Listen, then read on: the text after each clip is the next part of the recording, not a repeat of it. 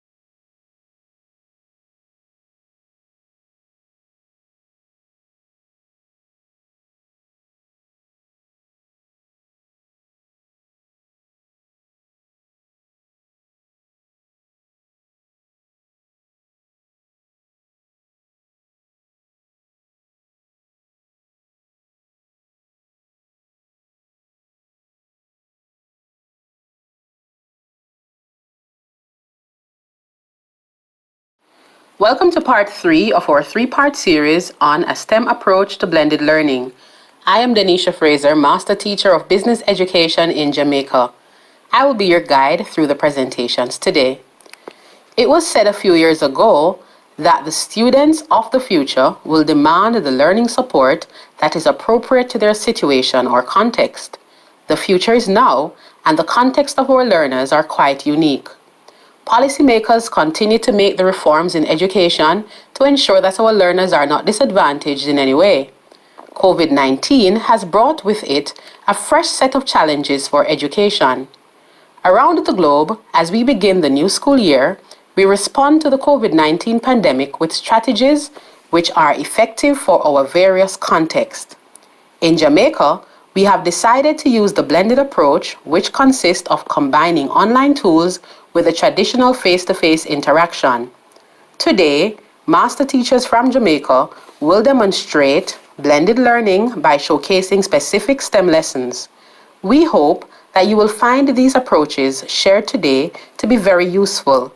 We endorse the use of problem-based and project-based learning as you meet the needs of your learners.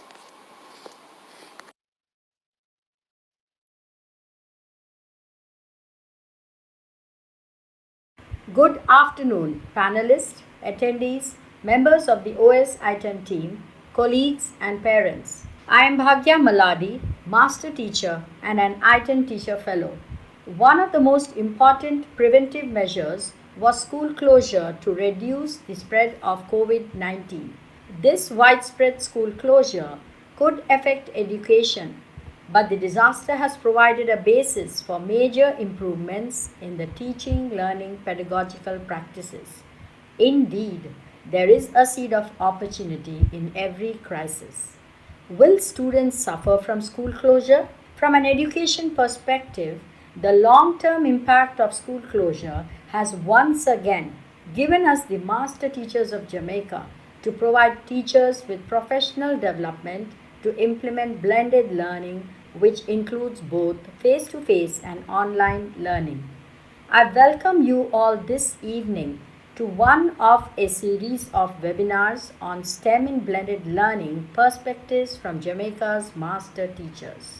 Please sit back, relax, and enjoy this evening's presentation.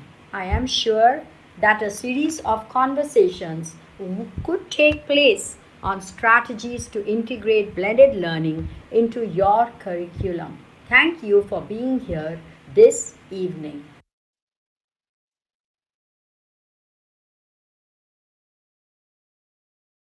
We have Elaine Williams of the Montego Bay High School for Girls, Master Teacher of Chemistry. In her views regarding blended learning, the way educators blend may change from topic to objective to style of delivery depending on various circumstances, including timetable changes, planned and unplanned activities, or the availability of resources, to name a few. Elaine believes that the STEM educator who utilizes blended learning should have the ability to mix and modify how blending occurs. The title of her presentation today is Cooking Chemistry by Blending. Let's see the rate at which this chemical reaction for grades 10 and 11 starts trending.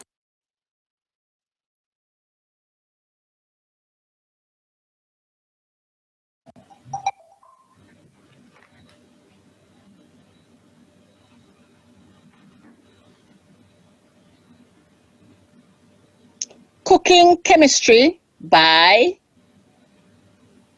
Blending.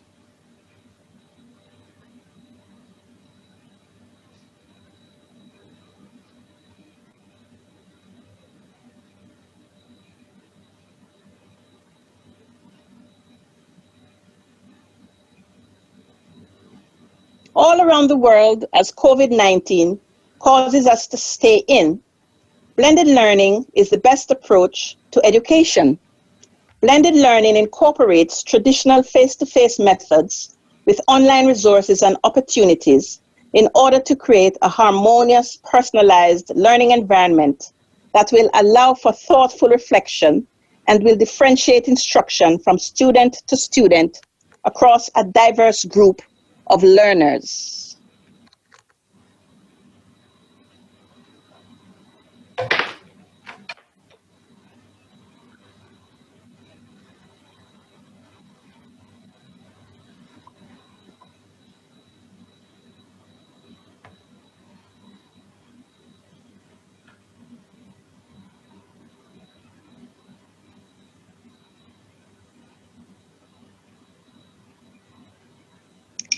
Blended learning can be defined as a model that combines online and face-to-face learning spaces and experiences. 12 different types of blended learning have been identified, but there may be thousands of types of blended learning varying by content, scale, technology, and learning spaces. Find a model or models that work for your school, classroom, and students.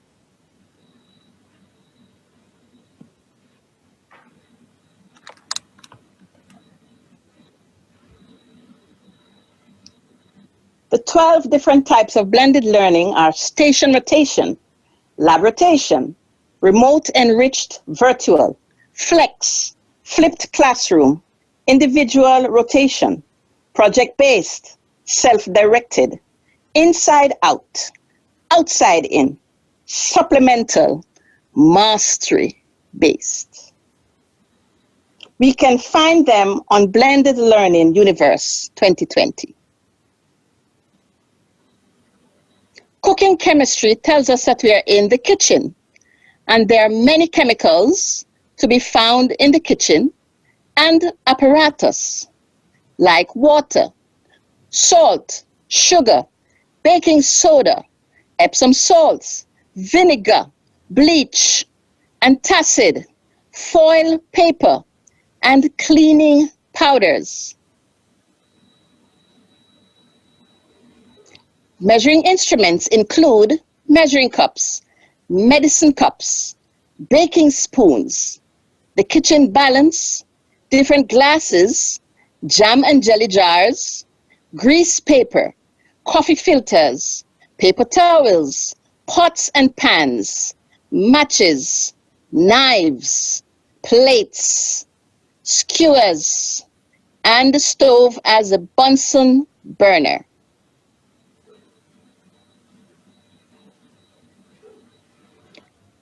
Our topic for today is rates of reaction. Our lesson objectives come from the CXC CSEC Chemistry Syllabus, Section A, Specific Objective 10.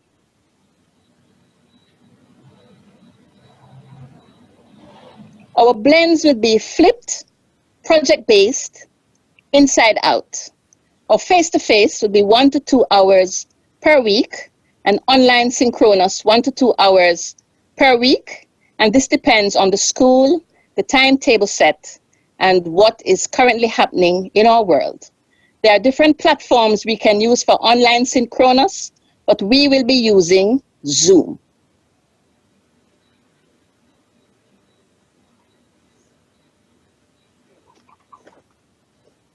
The flipped classroom is the most widely known type of blended learning, where students are introduced to content at home and practice working through it at school, supported by the teacher and peers. Project-based blended learning occurs when the student uses both online learning and face-to-face instruction and collaborates to design, iterate, and publish project-based learning assignments, products, and related artifacts. Inside out blended learning involves the completion of different activities started during face-to-face and then goes outside of the physical classroom, such that students benefit from both physical and digital experiences.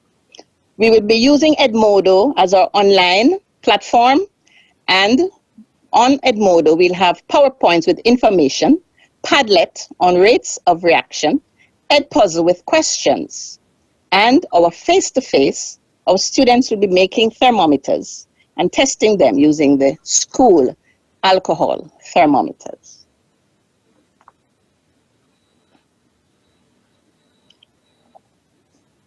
We have Edmodo, where we will see PowerPoints, rate of reaction, and in this PowerPoint there will be information giving definitions, formulae, and also factors that affect the rate of a chemical reaction. We have concentration, temperature, presence of a catalyst, particle size of surface area. Can you think of any other factor that could affect the rate of a chemical reaction?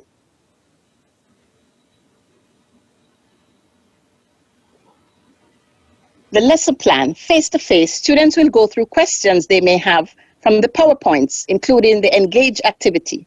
In class, they'll be given the opportunity to use their phones, tablets, or laptops to look at different models in order to make their own thermometers. This they will then make and test them using the school's alcohol thermometers.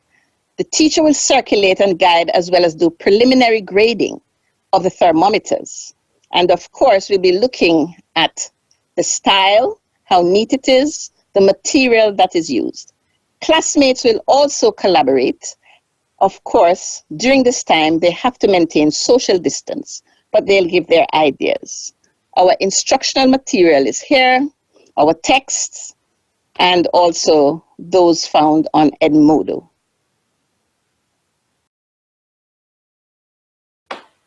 Subject integration includes STREAM, where we look at science, technology, reading, engineering, art, and mathematics. The 4 C's will also be included. Critical thinking, because there'll be open-ended questions during the face-to-face and also on Edpuzzle and in the interactive PowerPoint by BoardWorks. Students will speak and write during these different activities. They can use emojis, comments when they're doing Padlet, reading and answering questions. They collaborate online, Padlet and on Zoom, and they are creative in making their thermometers and in doing the experiment that we will allow them to do at home during homeschooling. For our Engage activities, a question like this could be asked. What words about the rate of reaction come to mind when you observe these couples dancing? You might say speed, collision, frequency, spaces, flips, different styles, different combinations, taking time. And I know that when I dance afterwards, I feel so warm. And so students can come up with words that we will then relate to the rate of reaction in chemistry. For the face-to-face, they will create the thermometer, and students will be allowed to bring things, preferably recycled material or material they already have at home. And then they will match it against the school's alcohol thermometer, placing marks of calibration on the paper so that they can determine the lowest, highest, and mid values.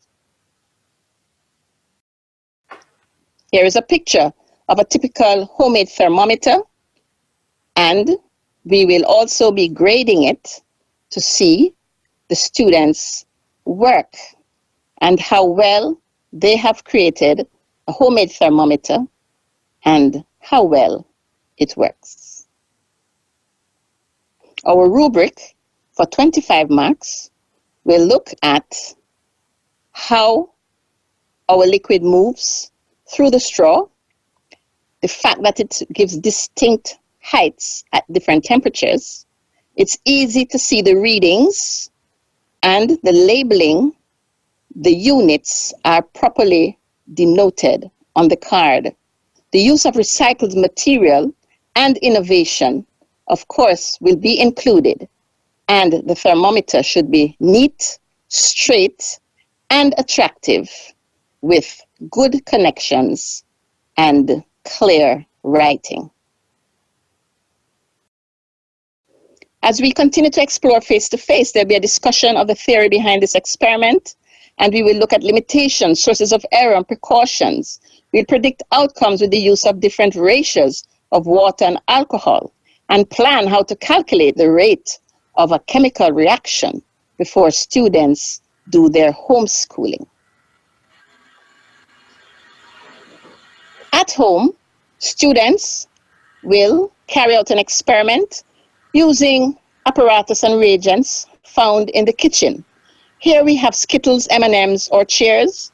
They cost different amounts, and so this allows students to choose.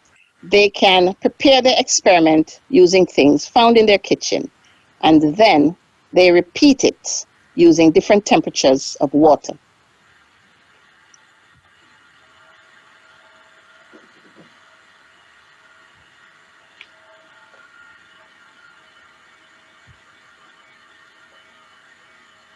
The results will be placed in a table, the calculation will be done, and then this also will be placed in the table and a graph will be generated.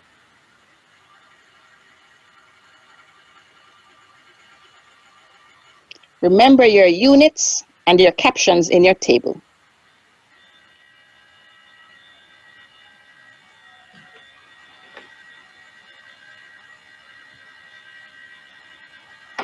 To explain, questions will be asked. What do you think is happening when the temperature of the water is cold, at room temperature is hot? Students will write up their experiment with their graph and reflection to say how it impacted them and how this can be applied in the body industry or environment, and how could this experiment be improved to relate to the chemistry's definition of rate. Students will submit their assignment on Edmodo. To elaborate, I wonder which of these would diffuse faster? Look at other factors: surface area, particle size, concentration. Plan and design how to demonstrate one of the above. Further elaboration will be on Padlet, where students will share pictures and videos of examples of rate, factors affecting rate, and the importance of rate to life, environment, and industry. And this shows differentiation, because some students will show pictures, some will actually write plans, and some will upload videos. There will be different answers from different students based on different levels of intelligence and cognitive design. The Ed puzzle, chemistry of cooking. From the text, they will also be given a video where they will answer questions on Ed puzzle. This will be graded and go automatically to their Edmodo account.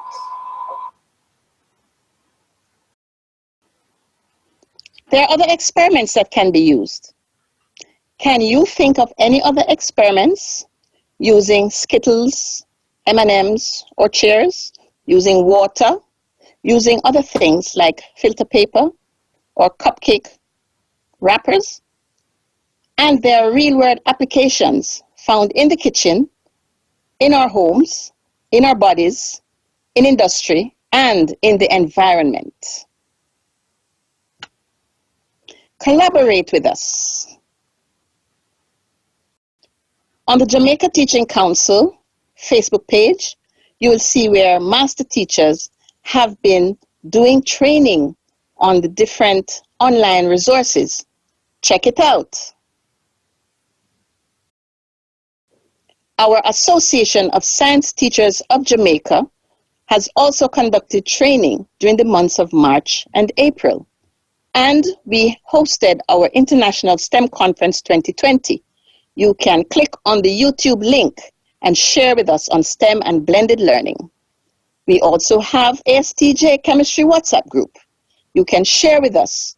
Our latest offering is SBA in COVID on a monthly basis. Come and join us and be part of the conversation.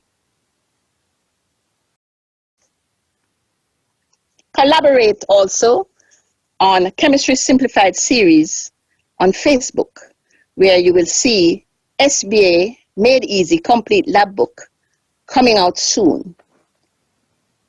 Facts about blended learning. Blended learning takes time. It takes many takes, deep thought and contemplation. It may make you take your hat off, make you eat your hat, tear out your hair, cry to a friend, confuse you, and send you in circles. It takes time, effort, innovation, patience, and understanding family, a modern device, strong and consistent internet connection, many great ideas from real-life experiences around us every day.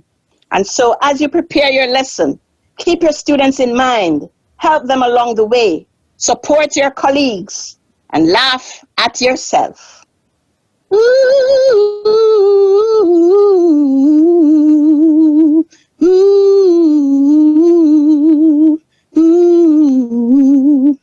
Don't worry, keep blending.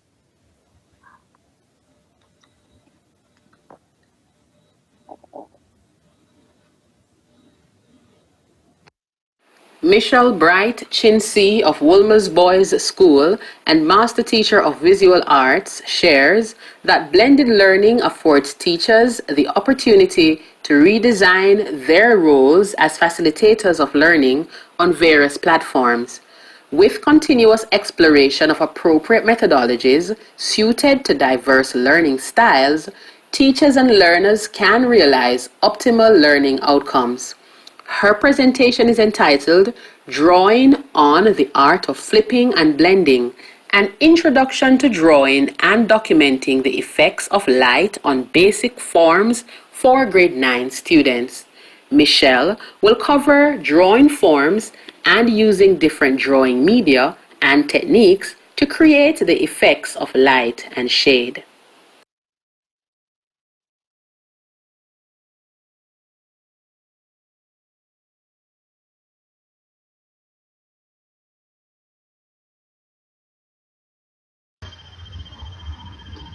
Before March 2020, the flipped and blended classroom for subjects such as visual arts was merely a concept for some. Today, because of the pandemic, my art room has been expanded to the online space. Now, teachers of the visual arts will have to employ strategies for blended teaching and learning to promote and maintain the desire for creativity within our students. Today I present Drawing on the Art for Flipping and Blending. The lesson plan is for grade 9 students doing visual arts. And we're focusing on the topic of drawing as documentation. Now, on the drawing as documentation, the purpose of the lesson: developing competence in drawing using a variety of tools and techniques.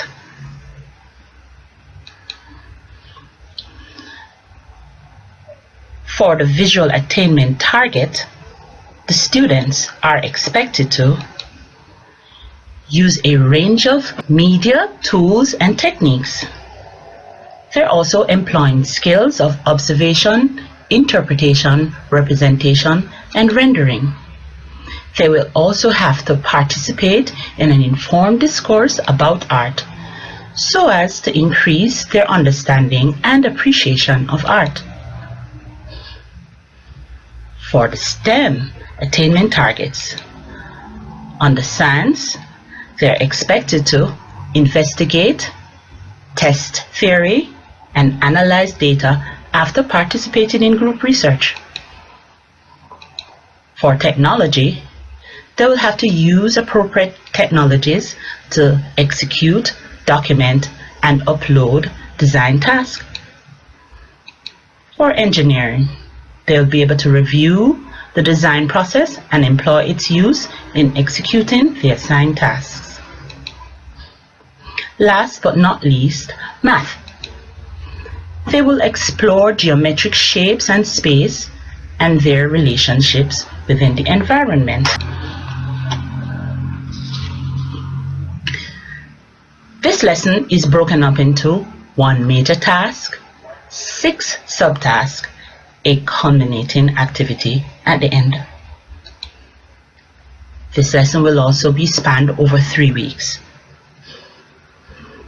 The subtasks are activities designed to explore concepts in stages, ultimately to complete the major task, which is a still life composition. They'll be looking at shapes and form, pen and ink techniques. They'll be doing formative assessment in the form of a quiz, use of color pencil techniques, group research, another formative assessment in form of a game, and lastly, a group presentation and critique.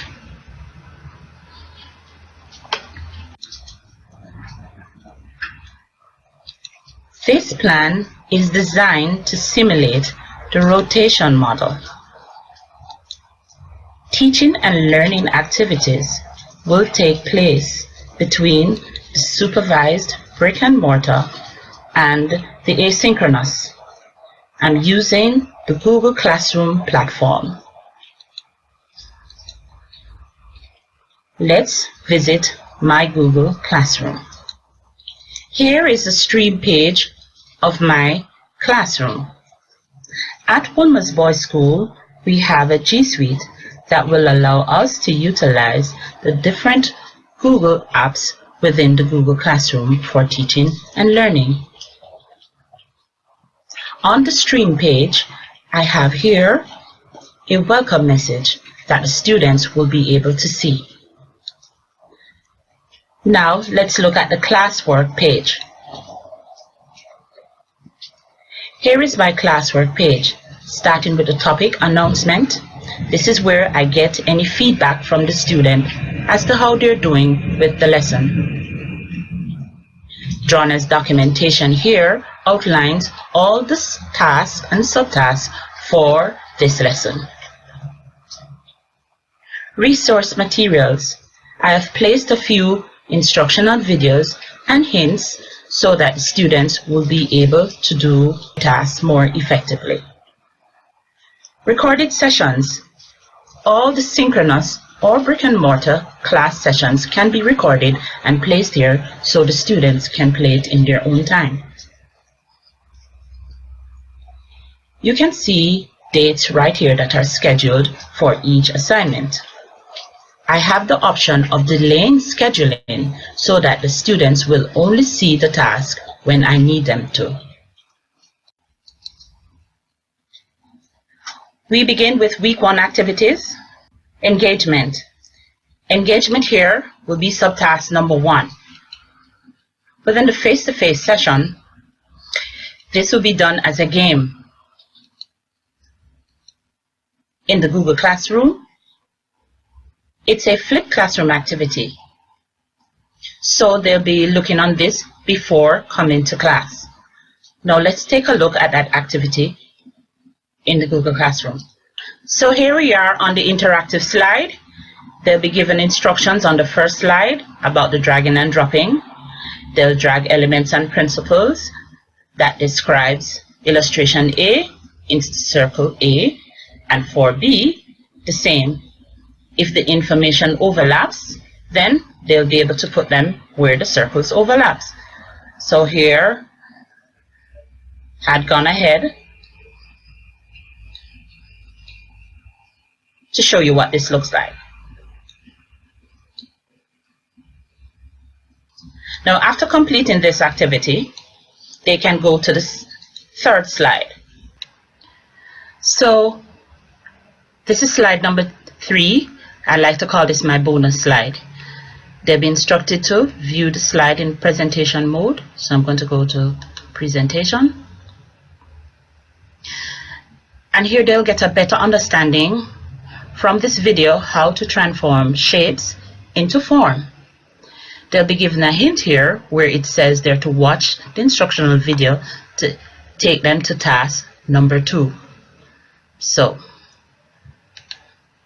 they'll be able to interact with this video right here.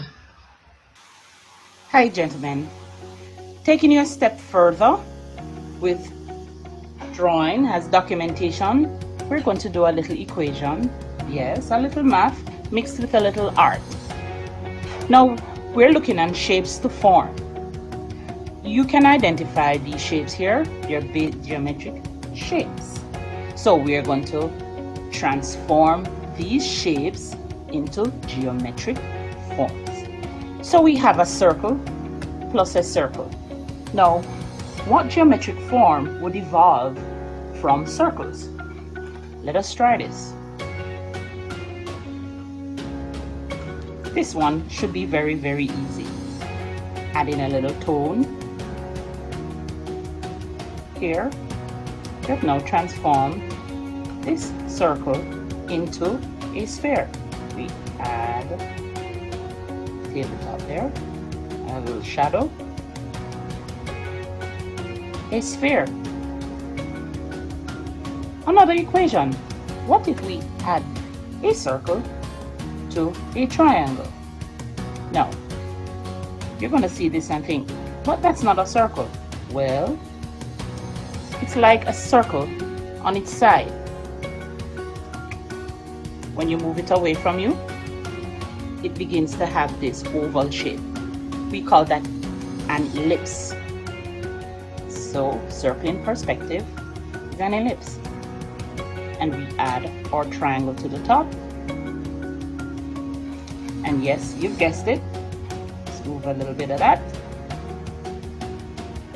We have just created a cone.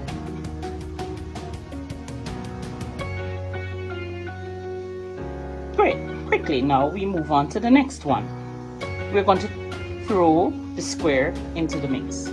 So we're adding square to not just one circle, but two. So we're going to do that ellipse again. Add our square, add another circle, the ellipse at the bottom, ellipse at the top, circle below, and we have just transformed circles and square into a cylinder. Adding a little tone to my cylinder.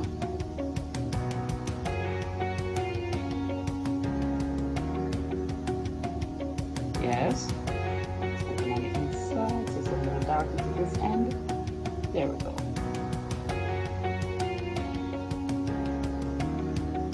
So that is your cylinder. Last equation on the page. A square times 6. So you'll see where this video will allow them to move into the major task. So after doing that activity, we go into explanation. The students now will have to demonstrate that they understand how shapes get transformed into the geometric forms. So after completing task number 1 and the explanation activity,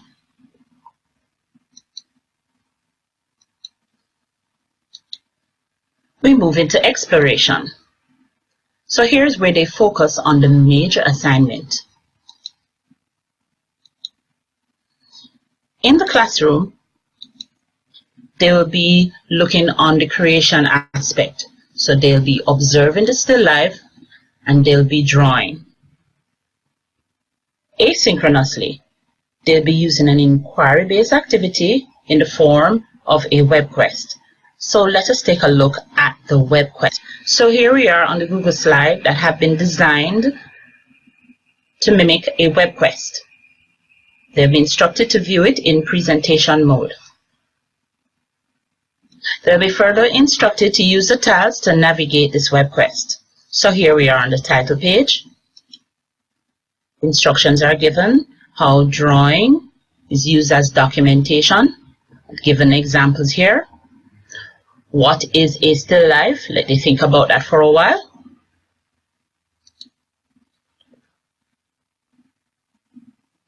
And here on the task page, the task is outlined here where they'll be doing 2 separate still life, one using the pen and ink technique and the other using a color medium.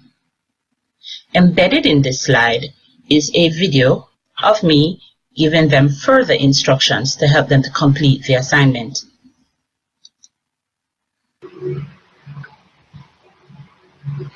This is your major task for drawn as documentation, with the emphasis on creating the effect of light and shade on objects.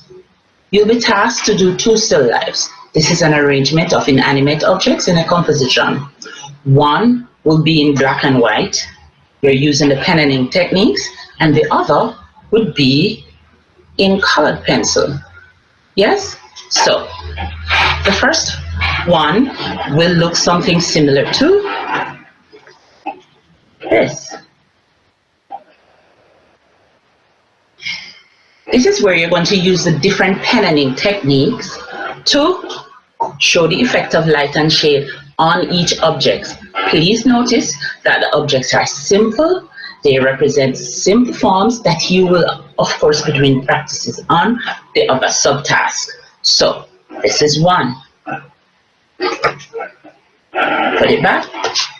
The next piece will be in color.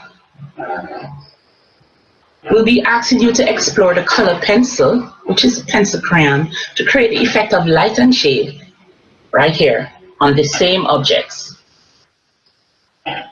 So, side by side, they look like this. Put this back here and this back here. Please pay attention to the information in the process. On the teacher's page, you will see some links to the different instructional videos that will help you. So all the best, gentlemen, on your major task. Bye-bye. So, here's also the process, what they will need to show, the evaluation rubric that will be used to grade the assignment, a conclusion page on the completion of the task, what they would have learned.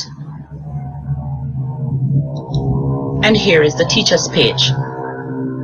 The teacher's page is so designed that it will give them any additional information that they would need to complete the assignment.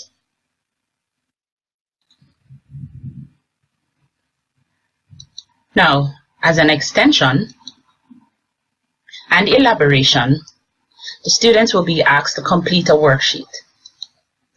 This worksheet will further explain the pen and ink technique, so they are allowed to complete this in their own time. By completing this worksheet, it will assist them, of course, with the major task. At the end of week 1's activity, there will be an evaluation. This evaluation will check for understanding. It will be done asynchronously using a Google form. This form is scheduled to be completed within a given time and date. It's already in the Google Classroom as subtask number 3. Here's the Google form. After completing the form, they will just submit, and the answers will be automatically uploaded on a spreadsheet for the teacher to view in the Google Classroom. So we move into week number 2.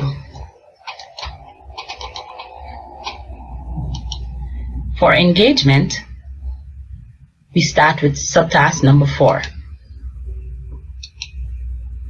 In the face-to-face classroom, we're looking at the game to cover new concepts. Asynchronously, it's a flipped classroom activity on an interactive slide. So let's look at that.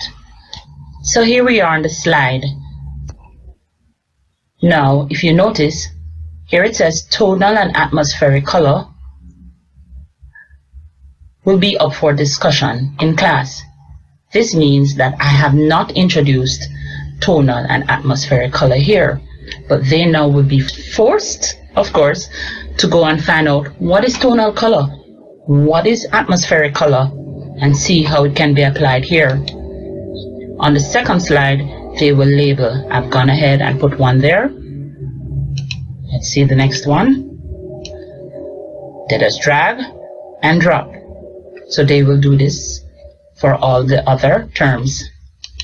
On slide number 3, of course, my bonus slide, here is an instructional video that the students will use to help them with the main assignment.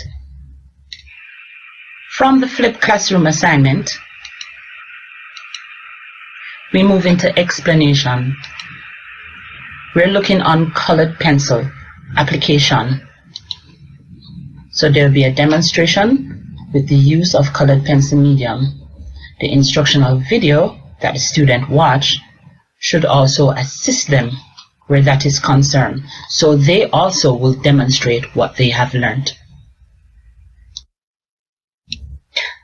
After we have completed our explanation exercise, we now move into exploration.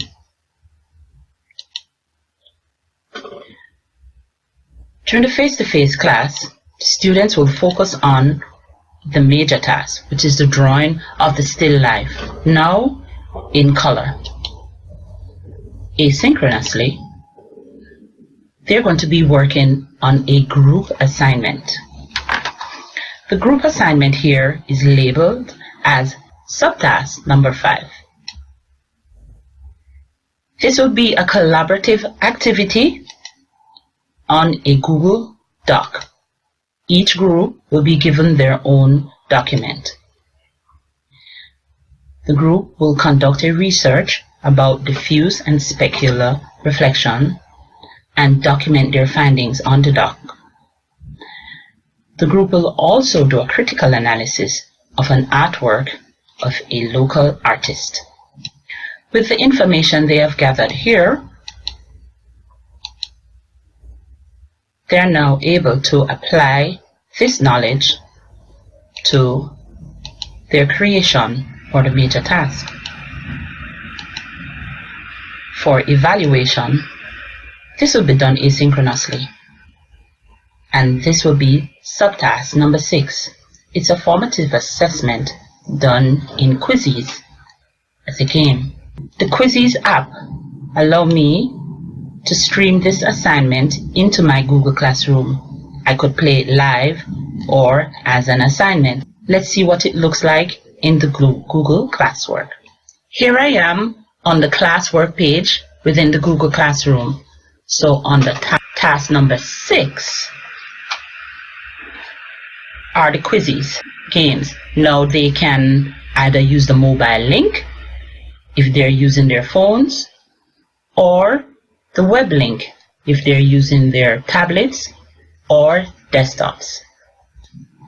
The students tend to love this form of activity because for them it's a game. So they enjoy this sort of assessment.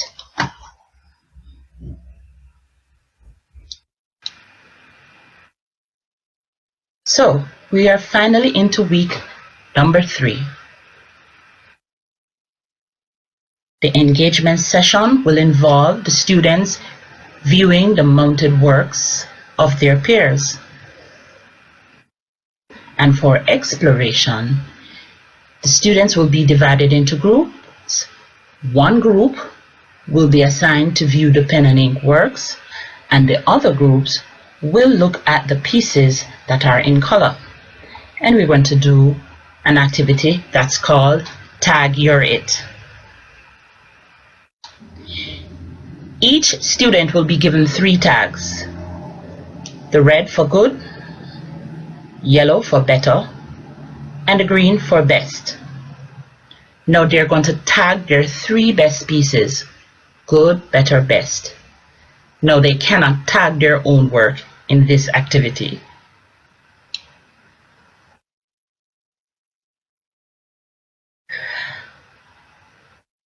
For engagement and exploration asynchronously, they're going to do an activity called Post-it. Each student will be asked to upload photos of their work on Google Slide to be viewed online by their peers. They will have to write 1 comment about their works. So we're now going to take a look at the Google Slide activity. So the slides are designed in such a way so that the students are encouraged to collaborate on the slides. So this is the title slide, and here are the instructions. They'll be asked to upload their pen and ink piece as well as their color piece. They will also have to search for their names and place the pictures of their works on the post-it. Here on the next slide, an example have been done for them. So under my name, I've posted my black and white still life, the pen and ink technique, and the second, the color still life composition. Over to the right, you can see that I've already made a comment. The good thing about this is that after the student made their comment, I can now go in and reply for feedback. When done correctly, the slides is a great tool for student and teacher collaboration. From here, finally, the evaluation.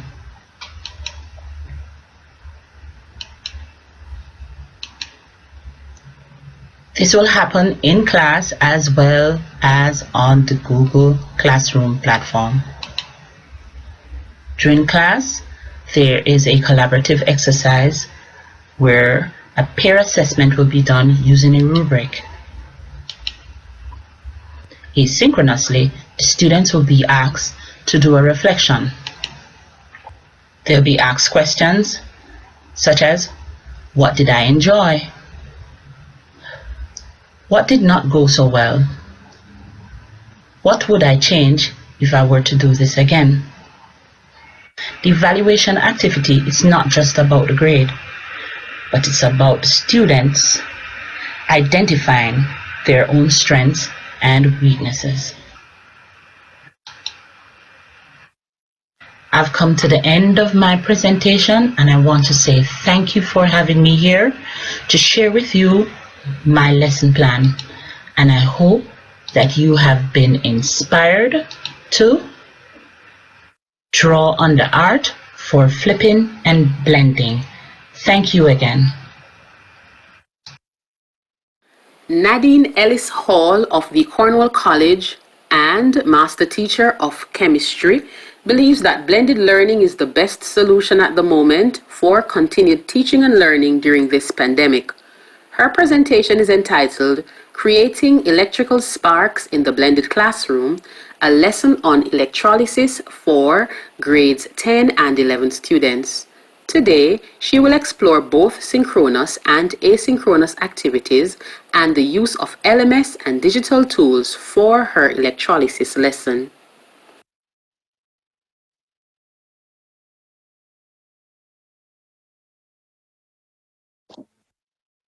Good evening, colleagues, and welcome to our session this evening entitled Creating Electrical Sparks in the Blended Classroom, a lesson on electrolysis for grade 10 students.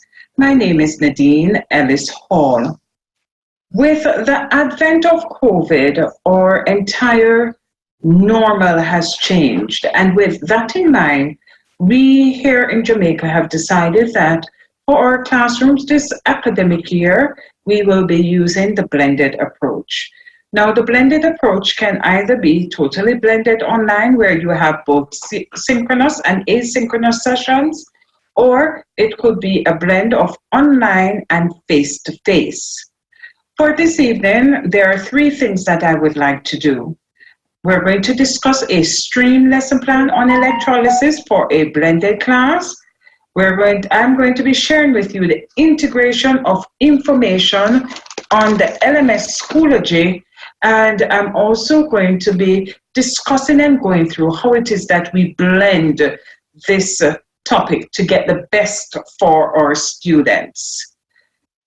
Now, I'm going to start out by sharing with you my electrolysis lesson plan.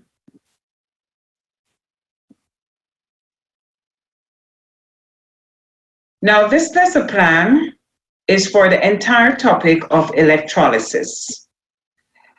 Therefore, it is for 8 hours. And the short description for this is that it's a series of lessons which will focus on introducing students to the concept of electrolysis, including terms which are associated with the concept. Now, the Caribbean Examination Council CSEC syllabus has for this topic on its syllabus 11 objectives, specific objectives, and all are listed here. Now, a very important part of what it is that we're doing is to incorporate our foundational stream ideas. So in everything that we're doing, we're trying to integrate science, technology, reading, engineering, arts, and mathematics. So the scientific background, we're going to be looking at chemical reactions which are taking place during electrolysis. For the technology, we're using different platforms, videos, and virtual labs in order to enhance this experience. Of course, reading is a part of everything that we do because we need to read the information, comprehend, and have the ability to summarize it. For electrolysis, our engineering aspect is the construction of our circuits because it involves electricity. Arts, where my students are going to be asked to produce models to represent an industrial application of electrolysis. And of course, mathematics, the calculations of mass and/or volume of our products, and in some cases, the time taken for these processes to occur or for these products to be produced. Our real-world applications or connections include the use of electrolysis by jewelers, by auto parts companies, or chrome rims, which are really chrome-plated, and metal production. The vocabulary include the ability to understand, use correctly, and incorporate the terms electrolysis, electrodes, electrolyte, cation, anion, cathode, anode, electroplating, and anodizing. Later in my presentation, I'll be showing you a video which I produced of an electrolysis at home. And so the materials that are required for this or SBA labs will be a 9-volt battery, wires or connecting wires, masking tape, 2 pencils, plastic cup or a beaker, sodium chloride solution or copper 2 sulfate solution. Prior knowledge, they must understand the concept of an electric current. They must understand what ions are, and they must have a basic understanding of the calculations involving moles.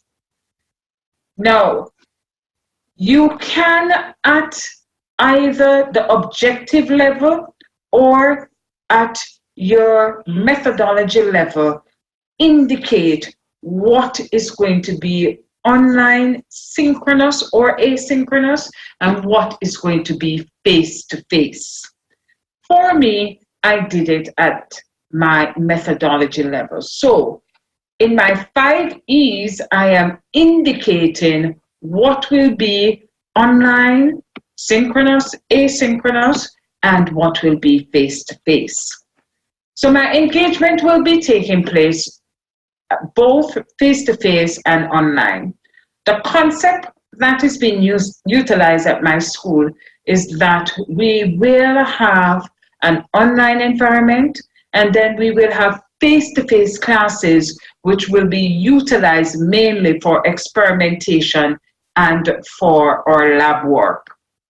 So my engagement online is an Edpuzzle on electrolysis, which will include questions for the students. So the students should be asking themselves, what is electrolysis? What is this topic all about? What is it? How does it relate to me? What am I going to use it for? All of those questions should be questions that they're going to be asking themselves based on the engagement. Now, my face-to-face engagement is going to be when they come in for their lab. I will be utilizing the first 5 to 10 minutes of those classes to ensure that the students are engaged, they are asking the questions, and they want to know what it is that we are going to be doing. For exploration, my exploration will be asynchronous online, and it will involve my Ed puzzle. So they are now supposed to be looking at, do I know any electrolytes? What have I learned? What could be an electrolyte based on what I've learned before? And how do I classify these, weak or strong? What are the criteria that I would utilize? Now, my explanation phase is going to be synchronous online using Zoom or Microsoft Word or Cisco WebEx, one of those meeting platforms where I can engage the students in real time. So the students will be asked to explain to me, what is electrolysis? What do you understand by that concept? How do you decide? And my explanation phase, remember, it's an 8-hour long topic. I'm dedicating 8 hours. So my explanation phase is not going to be a one-off thing. It's not going to be one class. So we can look at the introduction to electrolysis. But also in my explanation phase, which may be a second class, a third class, would be, how do we decide what are the products of electrolysis? Asking them, what are the criteria that is used to decide? And of course, also to get them to come up with what are the formulas that we would use to calculate the quantity of charge, the number of moles, the products, how much product is going to be produced or is being produced. My elaboration phase is also going to be online synchronous, and this is where I'm going to ensure that all of the concepts are brought together and that they understand exactly what it is that electrolysis is about, whatever misconceptions that they may have. This is where I am going to get rid of them as much as possible.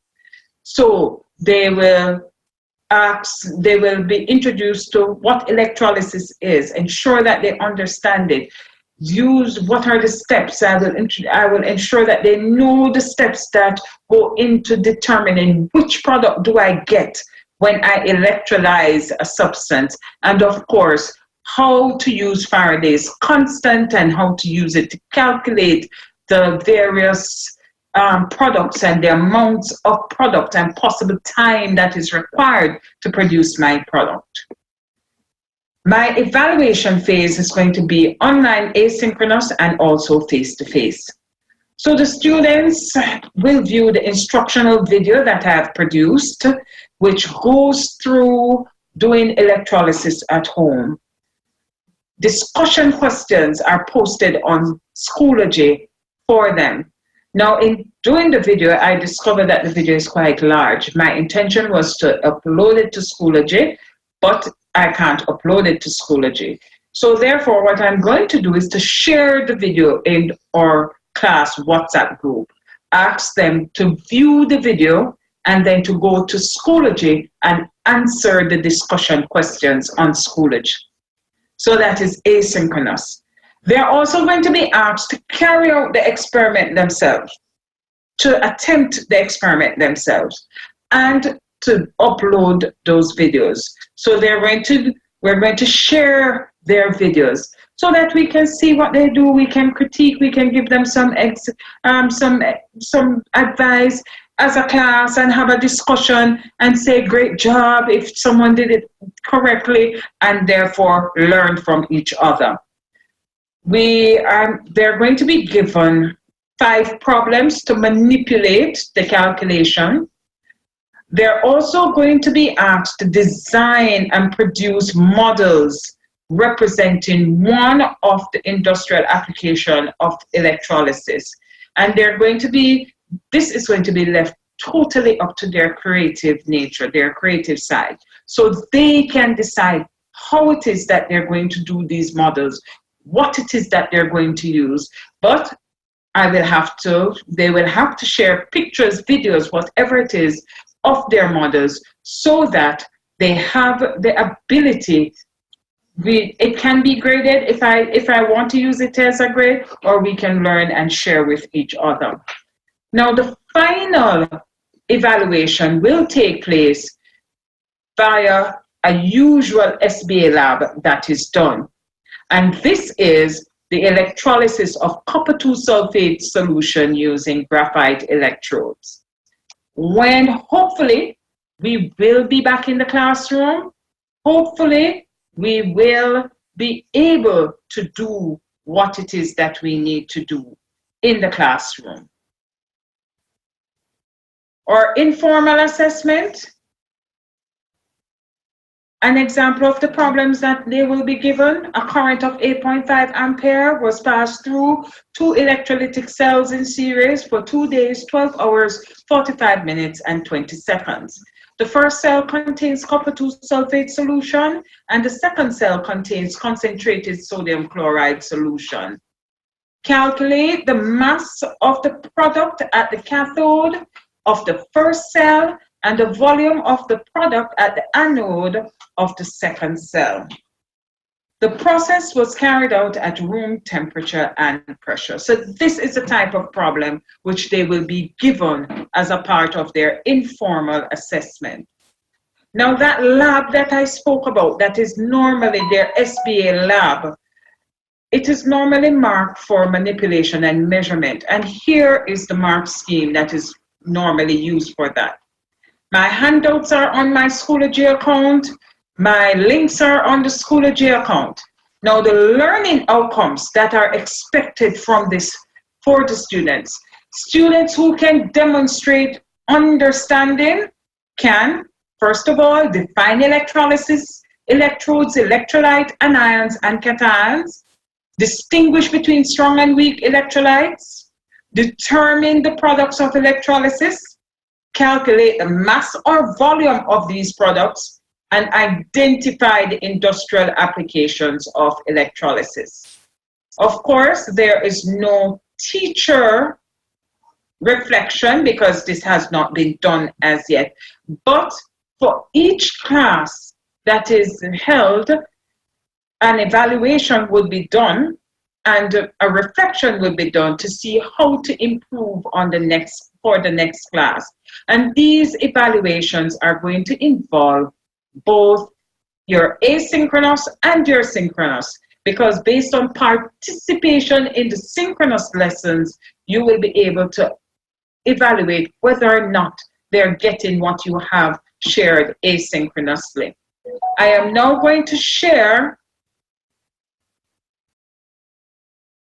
my screen with my Schoology account.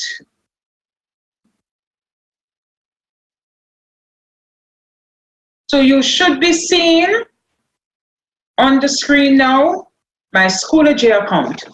Now, this is the account that the students will see, and this is the electrolysis folder. And I have placed in order all of my resources. Now, when the students, everything is here. So every student at their own pace will be able to access the information. So everything is here. But on a weekly basis, I will indicate to my boys. I teach all boys. So I will indicate to my boys exactly what it is that they should have gone through by the end of the week. So for week 1, I may say to them, gentlemen, you're going to go on Schoology. You need to ensure that in the electrolysis folder, you have gone through the egg puzzle, the electrolysis handout, and the 2 videos. Choose one of the 2 or both, whichever you want to do on electrolysis. So the video electrolysis and electrolysis 1. So they would have, when they come in here, everything at their disposal. So if you look through this, as we go through this folder, you will see egg puzzle, electrolysis handout, there are 2 videos because my students actually, you have different styles. So what I did, I found 2 videos with different styles of presentation so that students can, as much as possible, garner the information based on how best they learn. Here is my discussion on the electrolysis experiment. And that is these are the questions they will have to answer in a discussion forum based on the video which I would have sent them via WhatsApp.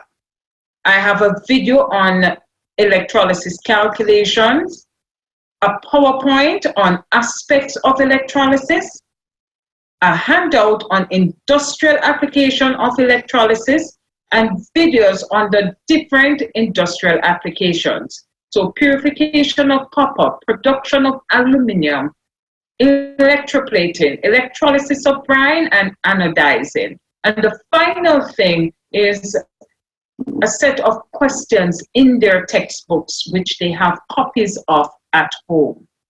So I'm going to simply go through now a few of the things that are in this folder, just so that you can see. So for my engagement and elaboration, my egg puzzle is what I'm using. Now, when my egg puzzle opens, each of these gray droplets, dots, indicate where questions are. So they're watching the video, but they're not just watching the video for watching the video's sake.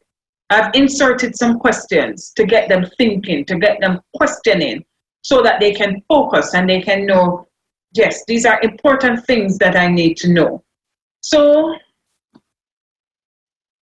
when I start playing the video,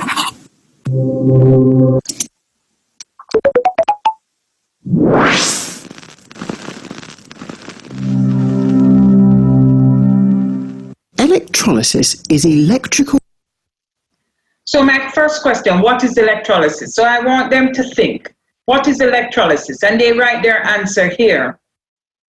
And they can write whatever it is that they think it is. So at the end of it, electrical current flow through a liquid which causes chemical changes. Yes, you did hear that correctly. Current flowing through a liquid. Now, not all liquids can conduct. All right, now they would have learned previously, we would have done some amount of electrical flow, and they would have learned about metallic bonding and metals, and they would have learned about ionic substances and covalent substances. And therefore, to make that connection, the next question is, what can conduct electricity? And this is a multiple choice question. So again, they would choose their answer. And when they choose their answer, and conduct. The liquid can be a molten ionic compound or an aqueous solution. So that's the egg puzzle, and they carry through, and you have questions at different points. And this is their engagement and elaboration exercise. They also have, here I have a handout.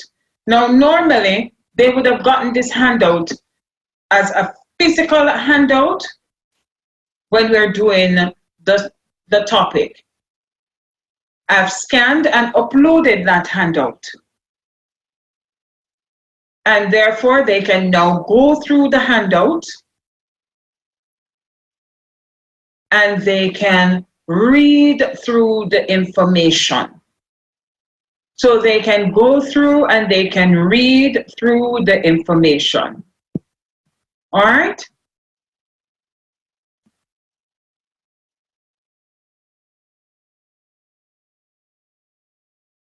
Then they have their videos. And the videos, they are going to go through. They can look at both of them. Some are going to like one more than the other, which is why I gave one more than one video. Now, they are also going to be asked to watch the video of the experiment which I created at home. All right, and I'm going to share that video with you now.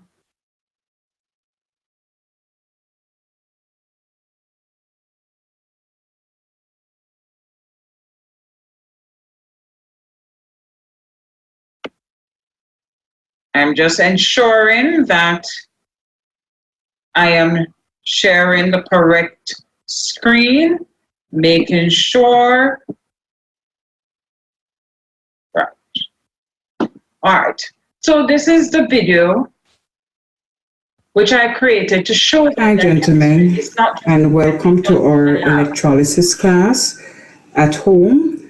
We are going to be looking at the electrolysis of table salt, your salt, or of course sodium chloride as we know it. So for this experiment, you're going to need a spoon from your mother's kitchen or your parents' kitchen, salt, just about 2 teaspoons, a plastic cup, a 9-volt battery, 2 pieces of wires. Now the wires can come from old adapters, old chargers, anything that have wires on it. 2 pencils sharpened at both ends, masking tape, and a cup of water. All right. Now, to set up our experiment, we're going to make our circuit. We're doing the most difficult thing first, and that is to attach our wire. So you must strip the end of the wire so that you have something to attach. So you're going to attach your wire, one end, attach your wire, one end to your battery, and we're using our masking tape to affix it to ensure that it stays. Now in the lab, we would have alligator clips and all of that in order to make sure that it stays in place. We're improvising because we're at home because of COVID-19. So we affix both ends.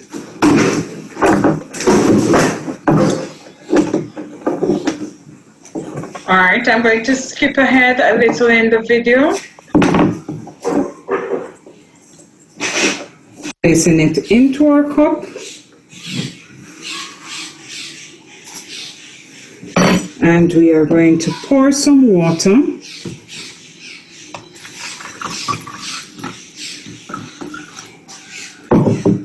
Use our spoon, stir.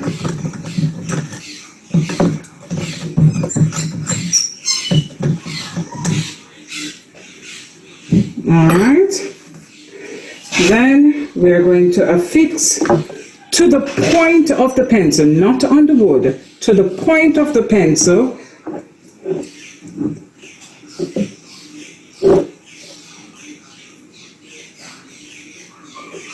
The other end of our wire, using tape again to affix it.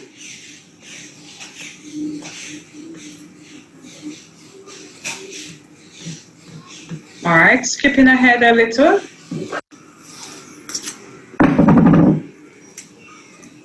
Remember that although we call these lead, they're actually made of carbon. So these are going to be our 2 carbon electrodes, and they are our inert electrodes. So you're going to ensure that they are secured. They're below the surface. And gentlemen,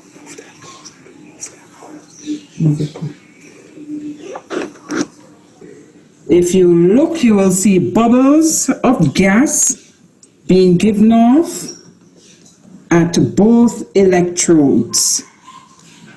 So All right. So that's a simple experiment, and the students are going to be asked to carry out a similar experiment. So if we go back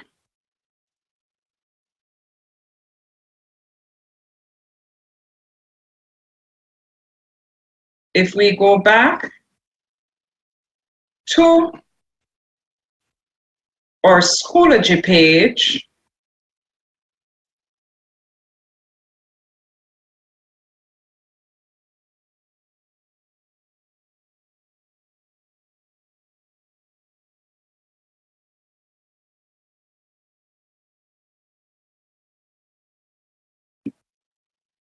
if we go to our Schoology page, and we're back, then you will see, based on that, we have a discussion.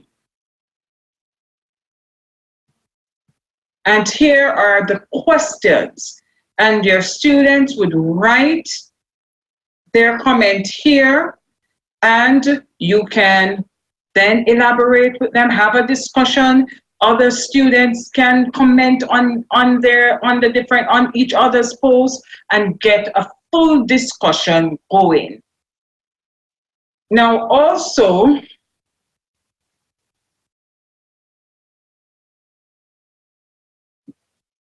you are going to, so once that is done, so you would have blended in and you would have shown the students exactly how it is that you can apply chemistry in the home.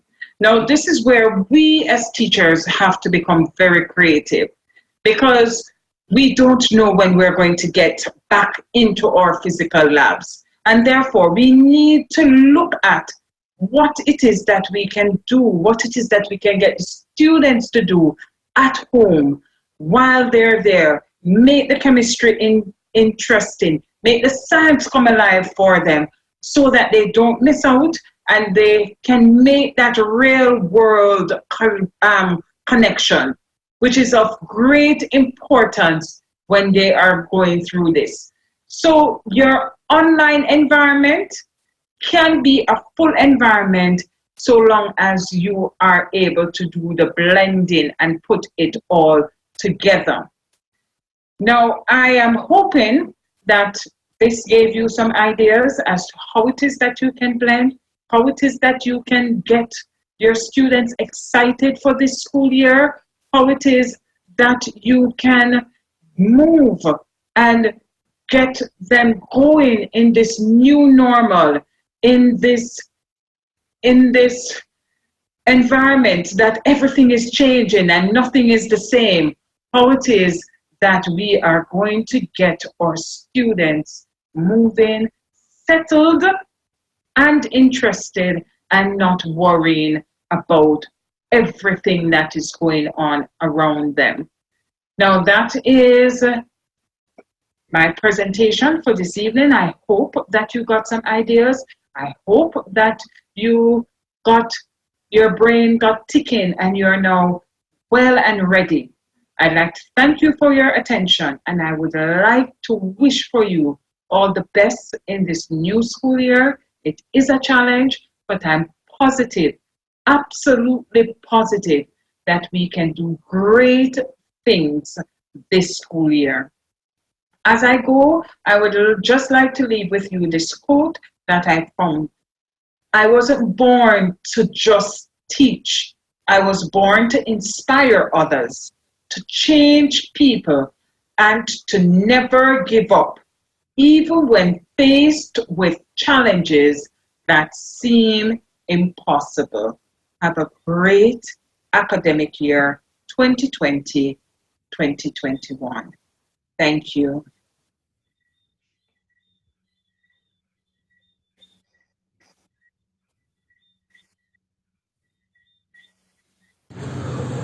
While the COVID-19 pandemic continues and threatening the teaching and learning process, the Ministry of Education recommends the blended learning approach in an attempt to create a meaningful learning environment for the students.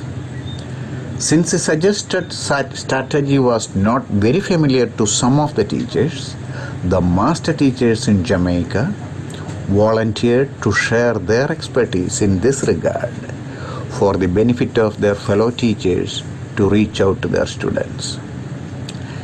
Let me say thank you to the master teachers in Jamaica for their efforts to make this webinar meaningful and beneficial, not only to the teachers in Jamaica, but also the teaching fraternity in the Caribbean, South America, and the USA. Thank you very much for the teachers and other educators to participate in this professional development exercise. The partnership between Jamaica Teaching Council and OAS I-10 has created several developmental opportunities for the teachers in the past. Thanks to OAS I-10, especially Ms. Rebecca Vieira, for her support to host this webinar in their portal. Special thanks to Ms. Bhagya Malladi, a master teacher, to spearhead the activities to produce a series of webinars. Once again, thank you all for attending this presentation.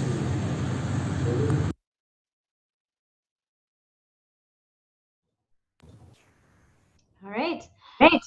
Thank you so much. So at this point, we're going to have kind of more of an open forum so that you can ask some questions. But before we do that, some of you might have noticed that we have Dr. Winsome Gordon with us tonight. She's the Chief Executive Officer of the Jamaica Teaching Council. Thank you so much for being here. And of course, thank you to Dr. Thomas as well. I think it's such a wonderful thing to see leadership, you know, really desire to spend time with and get to know the teachers who are working on the ground. So Dr. Winsome Gordon, is there anything that you would like to say before we open for questions? Certainly, Rebecca, I watched the sessions. They're really interesting. And on behalf of the Jamaica Teaching Council, I must express my sincere gratitude to the presenters because they took time out to prepare their presentation and in fact to give the kind of leadership to the profession that we would want to see.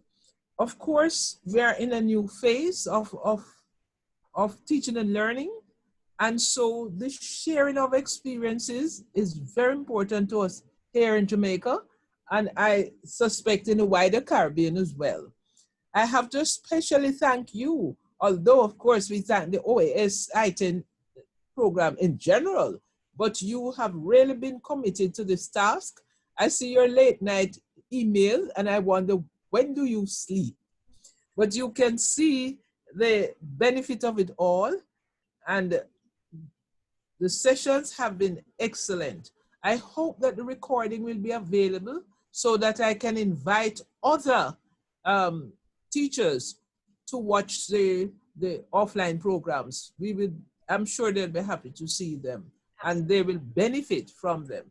We are looking forward to a continued cooperation with OAS I-10, and of course we can depend on you for your commitment as we move forward. I'm really happy that our teachers have joined and joined so quickly. In 1 minute, I saw 500 teachers, 500 participants, and we look forward to continuing this program for our teachers. Thank you very much. Thank you so much. It's an absolute pleasure, and I always get my energy from the teachers that we all work with, right? Because they're always working so hard.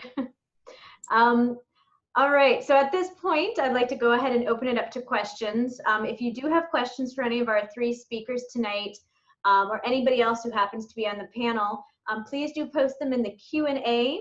And if possible, if you are directing them to a particular individual, please say so in your written question.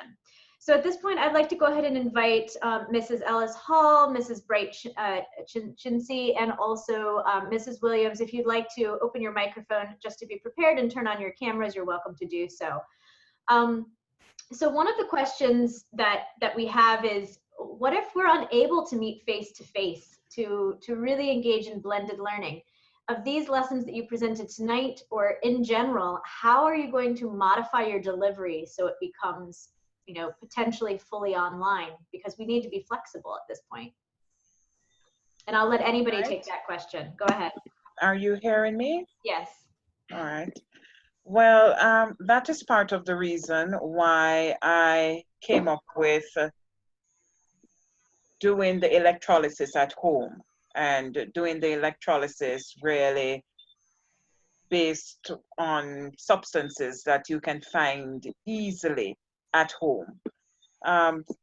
With our increased number of COVID cases, I am thinking that face-to-face is going to be put off, possibly beyond October. So really and truly, as I stated at the very beginning, blended can be considered online, both synchronous and asynchronous. So it's just for us as teachers to become very creative, to look at the other topics that we could possibly have the children carrying out their experimentation with things that are found in their homes. So, for example, acids, bases, and salts, we could have them, a lot of persons, you can purchase caustic soda in the supermarket, that's sodium hydroxide. They have baking powder, baking soda, they have aluminum foil, and they have, of course, most kitchens, vinegar, which is acetic acid. So you could have them carrying out the experiments, looking at the observations without them being in the actual lab. And we just have to become very creative, as I said before. Great, thank you. Would anybody else from the panel like to respond to that same question?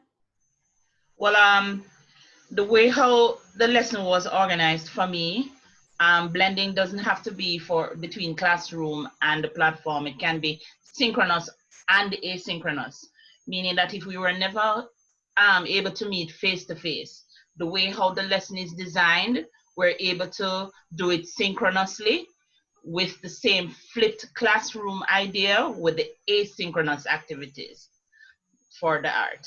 And we're able to collaborate using not just the Google Classroom platform, but any other application that is suitable for the class. Yes. Great. Anyone else? Yes, what you find is that we did videos, and the videos can be uploaded, and these can be looked at various times. It's almost like this webinar that's live, that you can go and look at it again. You can stop it and you can let it go. You can time it. The experiment I did, they could record it on their phone, and then they can speed it up, slow it down, generate a graph. You'll also notice that I had results of the experiment that I did. If the student is not in a situation where he or she can actually carry out the experiment, then there are some results there that they can look at, plot their graph and things like that. And so it is just a matter of manipulating the information in ways that students can access it, and then they can post comments, or we can meet on platforms where it is synchronous and almost literally face to human face on the virtual platform. Great, thank you.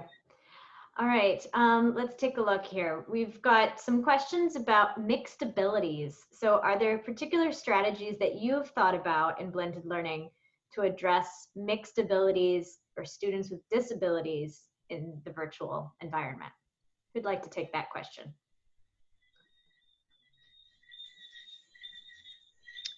I'll start. Go ahead. In terms of mixed abilities, you'll notice that we demonstrated before we asked them to carry out the activity. So this was modeling, and for those who could see, then they could copy the activity. For those who could hear, we spoke. And for those who have challenges, we know that there will be persons available to either tell them what is happening, if they cannot see, or the internet, the computers, tablets have special features. So you can have voice while doing the activity and things like that. And so students can also use their devices as part of the experiment, that they can press buttons, they can do different timings and all of that as part of the activity. The online activities, Padlet, the Edpuzzle, the quizzes, and so on. You find with the Edpuzzle, there is the fact that they can stop the Edpuzzle, they can go back, and if they want to skip a question, they can do some research, they can watch the video over. And so this helps students with different abilities. Some will answer quickly, immediately, some need more time to think. The Edpuzzle can be multiple choice or short answer.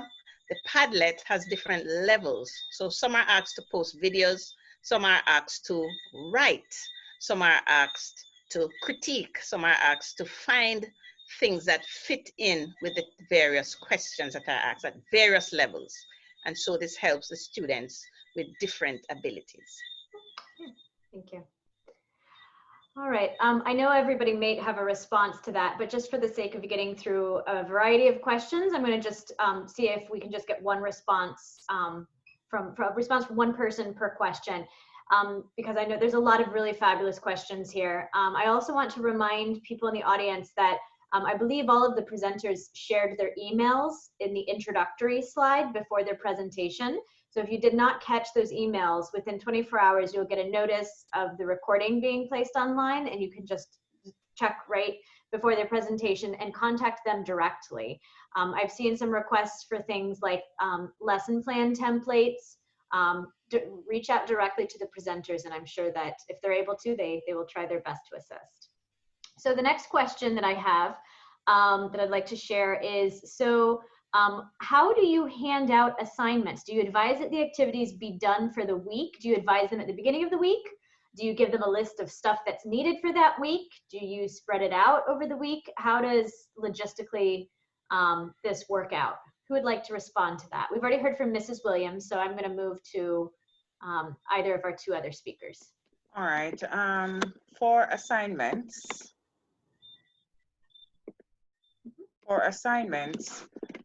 what I generally do, as I said in my presentation, is because my students, I have a class with students with different abilities. Some are really fast, some need a little bit more time. At the beginning of the week, I tell them exactly what it is that they must achieve for the end of the week. If it is an assignment that on Schoology, you can set the due date. You can publish it, everything all at once, or you can publish it when you want to. I generally publish the assignments that have due dates at the very beginning. So if a child wants to move ahead and to do the assignment, then they can do it early and submit it. But for tests is generally on a particular day. And because we have internet issues in Jamaica, I may set the test one attempt, but I have a 12-hour window in which they can log in and do the test. Because a lot of times, depending on where they're at, you may have internet issues and they're not able to connect.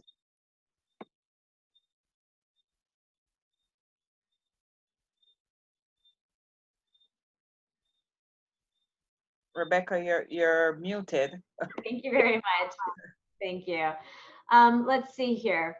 I did see a question earlier too about, many of you referenced a variety of apps, and some teachers have found that you know, all the apps have different functionalities, but unfortunately those apps take up a lot of space on students' phones. So do you have any recommendations for an app, you know, or apps that do as much as possible, or apps that might be smaller, just so that you can increase that accessibility? Does anybody have a response to that or no? I'll try. Go ahead, Mrs. Williams. Once it's on the platform, students do not necessarily have to download all the information. So many times we use links to things like YouTube videos and so on. So they can click on it. They don't necessarily have to download it because it will be there for years. And so they can access the information and not store it. And for things like the tests, usually once it's online, they can get their results immediately. A thing like quizzes, they actually share their results with me, although I can see it as a spreadsheet. And they say, Miss, I got this grade, and they do a screenshot and so on. So it makes it much easier in terms of storing. Things can be stored in the cloud, it can be organized in online files so that they don't have to use up a lot of storage space on things like their phones and tablets. Great, thank you. Okay, and so with regards to evaluation, I think some folks on here would like to know, this particular question, I believe, came up during the second presentation. So how do you use the information from your evaluations to guide the second week of activities? Do you send individual feedback? And I think this could be a much broader question in general about how are you evaluating students' work and how are you managing that from a time perspective?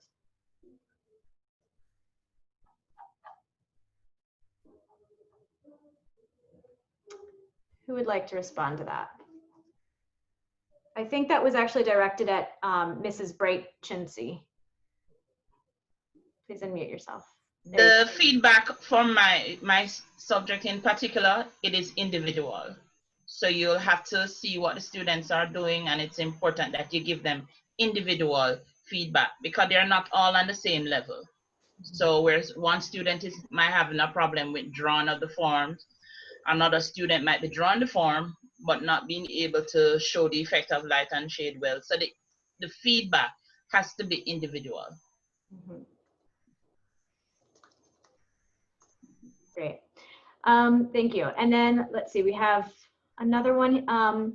What's your plan for safety at home? And I do think that this is an extremely relevant question for STEM education, which often requires use of experiments. So who has a solution for that? All right. I think I will attempt to take that one. In coming up with your experiments for home, there are two things that I think you need to take into consideration. First, you need to try and find experiments that have very low risk of causing any damage, any problems. And that's one. And two, you need to engage your parents and let your parents know that you're going to be asking the students to carry out experiments and what may be required so that they can have some amount of parental supervision or involvement when they're carrying out the experiments.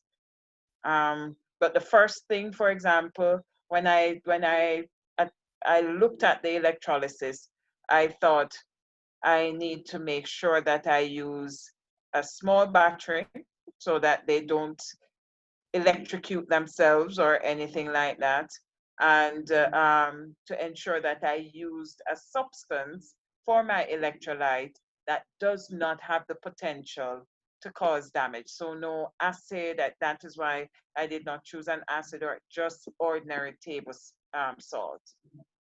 All right. Would anybody else like to comment on that? Yes, you'll notice that I use sweets, Skittles or M&M's, Cheers with water, and they were to time how quickly it reached the 2 centimeter, 4 centimeter, 6 centimeter, 8 centimeters.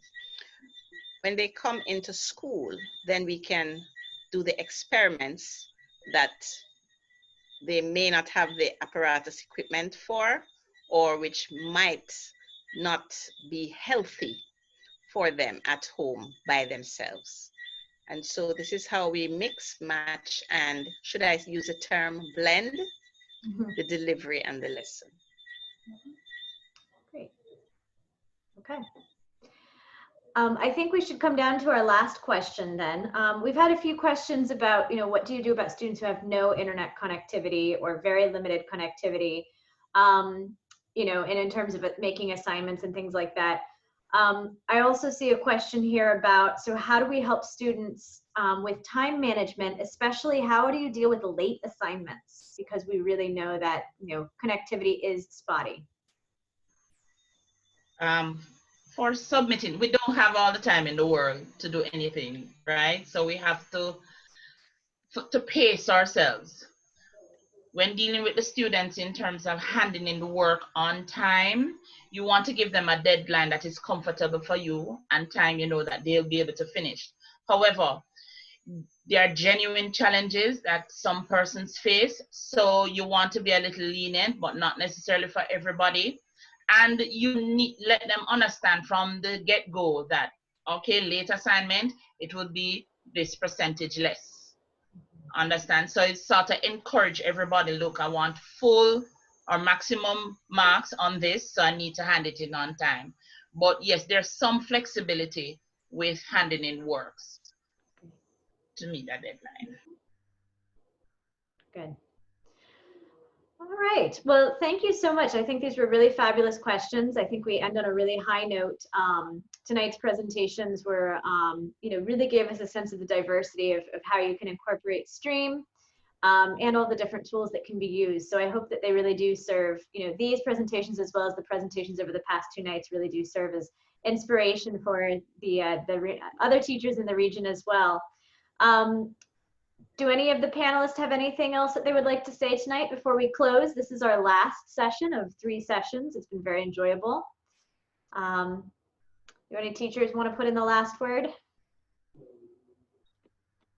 Just like to say that it was interesting working on this project. Interesting working with the group. We had several meetings. We collaborated a whole lot. Most of the titles came about because we worked together as a group to come up with the interesting titles that we had for our presentations. And it was a great learning experience. I'd just like to encourage the teachers also not to become discouraged, not to become frustrated, and to go out there and explore. There are so many tools that are out there that you can use to make the teaching and learning more interesting, to grab your students' interest. Now that we don't have them directly in front of us, we need to find ways online to get them to want to come to class online, to get them to want to log in to the LMS and to do the work. So we have to become very creative.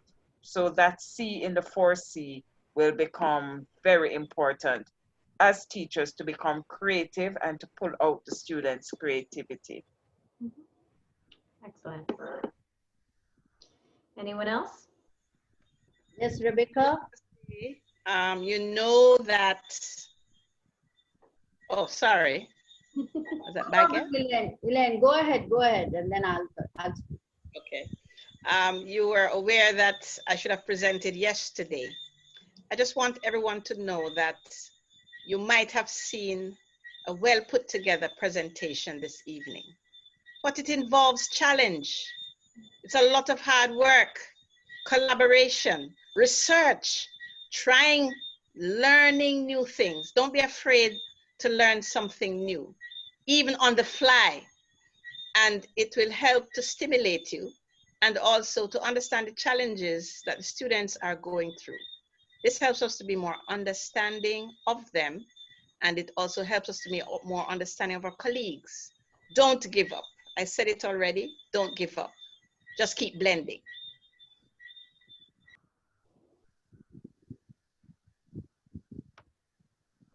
Bhagya? Yes, Rebecca, I thank you personally for supporting this all these webinars from Monday, Tuesday, Wednesday. I thank JTC for giving us this opportunity as master teachers to present. And I thank all my colleagues with who I have worked. We worked as a team, and I'm sure that we have done well, and it was through a lot of work, definitely, but we did not give up at any point. And I'm sure all the educators here now, you have some ideas, and definitely I am also saying the same thing, never give up. Because whenever you want to give up, I keep telling this to everyone, whenever you want to give up, ask yourself, why did I start it? And then you get an answer. And we have to push ourselves because no one will push us. So thank you, everyone. Thank you, OS I-10. And I'm personally thanking all the audience here, all the educators who have taken out their time to be here with us. And thank you all. Great. Thank you so much. You will all receive an email 24 hours from the beginning of tonight's session with a recording, with a link that will take you to the recording on I-10's webpage. I've received a number of questions about certification, etc. Direct your questions to the ministry, please. We will be sharing with them. Anybody who's a teacher, Jamaican teacher, the ministry will know who registered as well as who attended various events. So thank you so much for coming, and have a very good school year. We wish you the best. Good night, everybody. Okay, bye-bye. Good night.